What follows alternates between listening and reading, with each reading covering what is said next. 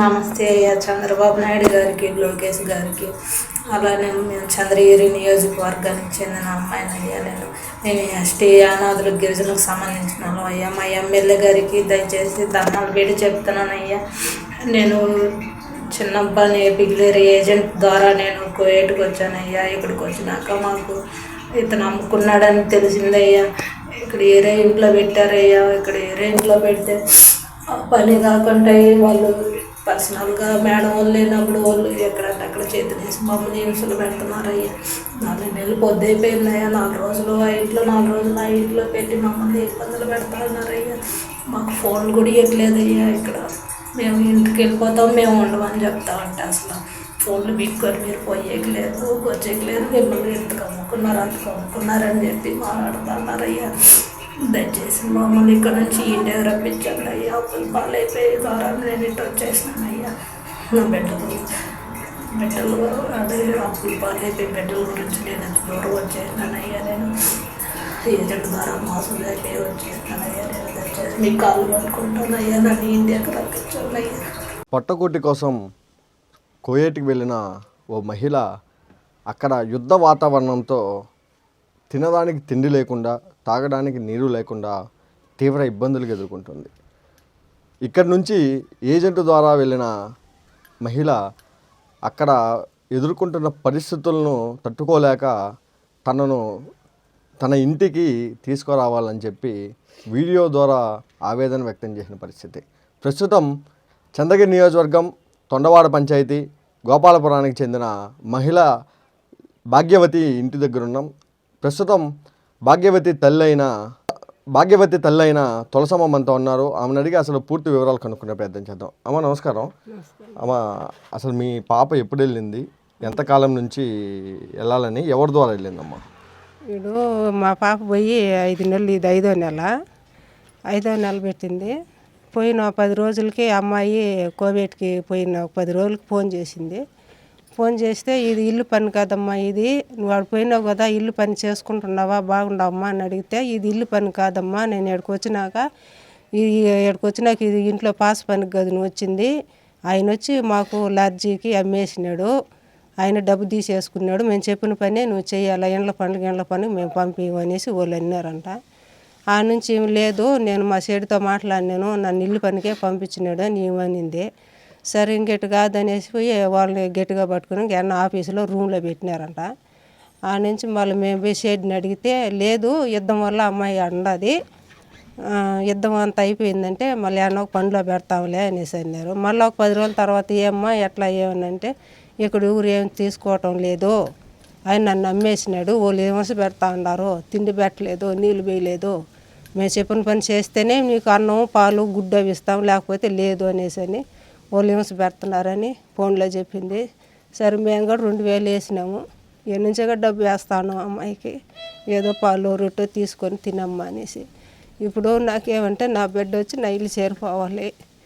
వాళ్ళు పెట్టే హింసకి, వాళ్ళు పెట్టే చిత్రహింసలకి కొడతా ఉండారంట. నైట్ నువ్వు పోవాలి, నైట్ నువ్వు పోతేనే నువ్వు సంపాదించుకొస్తేనే నీకు పాలు ఇస్తాము అనేసి అని గట్టిగా మాట్లాడుతున్నారు. ఆడికి పోతే ఒకరు కాదు, ఇద్దరు కాదంట, ప్రతి ఒక్కరు నైట్ ఏ టైంలో వస్తే తలుపు తట్టినా తలుపు తీయాలంట. ఆ అమ్మాయి భరించలేకపోతా ఉంది.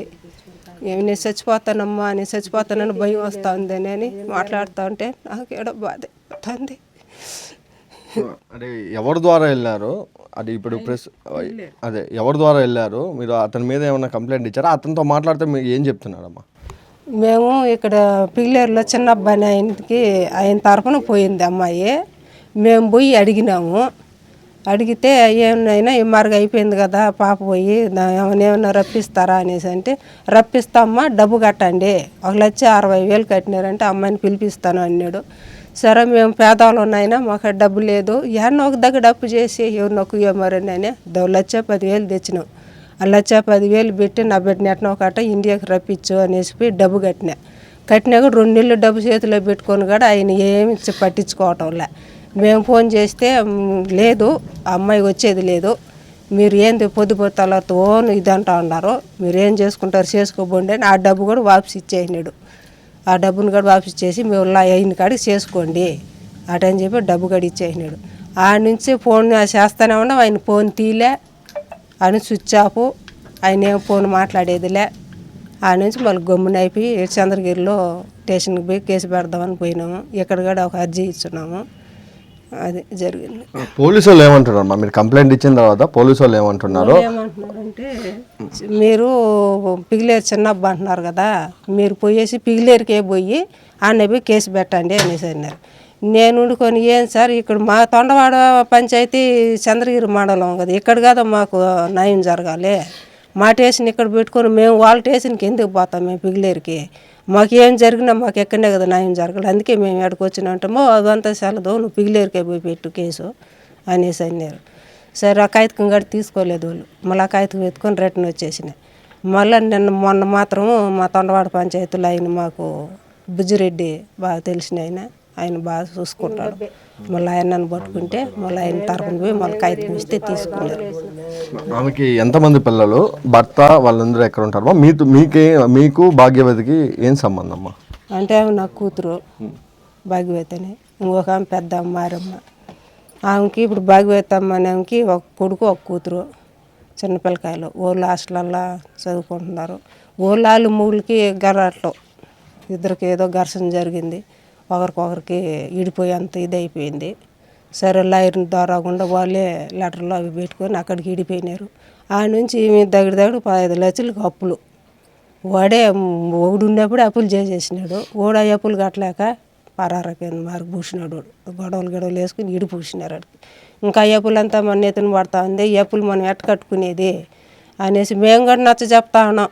ఏమ్మా ఏం చేస్తే ఎట్నో కట్ట పడాలా లేయాలని అనుకుంటాను. కానీ ఇంతలోకి పక్కన వాళ్ళు ఎవరు మరి బయట పోతే నువ్వు సంపాదించి కట్టుకోగలుగుతావు అనే కొందుకు ఆ మాటలు వినేసి ఆమె ఇంత దూరం పోయి ఇప్పుడు ఆ డబ్బును కూడా నేను ఎట్ట కట్టుకునేది, ఎట్ట పడుకునేదని ఇప్పుడు అది కూడా ఇక్కడ కొంతమందికి జవాబు చెప్పుకుంటా ఉన్నాం. మేము కూడా పాప మరిపోయి తగలిపోయిందినైనా వస్తుందిలే ఇస్తుంది అట అని చెప్పని నేను చెప్పుకుంటూ వాదార్చుకుంటున్నాం.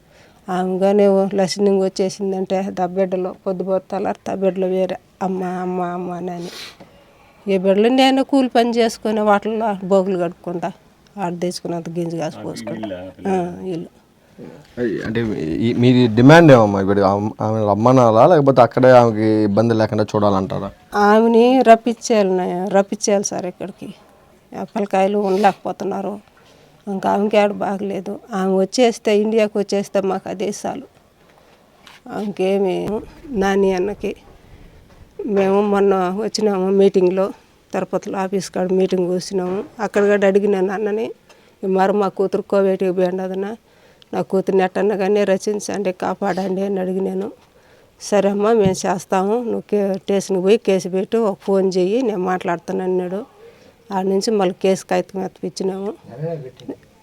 నిన్నే ఎత్తి పెట్టినాము. కానీ వాళ్ళు అయితే రాత్రి పిలిపించి సార్ వాళ్ళు మాట్లాడినారు. దయచేసి నాని అన్న, చంద్రబాబు అన్న,